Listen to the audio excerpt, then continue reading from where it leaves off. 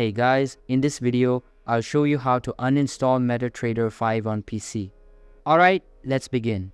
First of all, open the search menu from the bottom of your screen. You can do this by clicking on the search icon. Now, type in Control Panel and press Enter. This will open the Control Panel app where you will see various options for managing your computer settings. Once the Control Panel is open, look for the Programs and Features tab.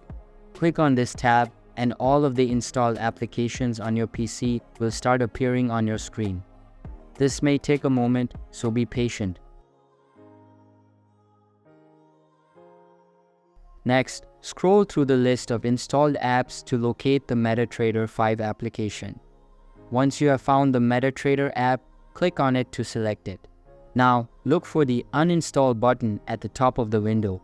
Click on this button and a confirmation prompt will appear asking if you are sure you want to uninstall the program.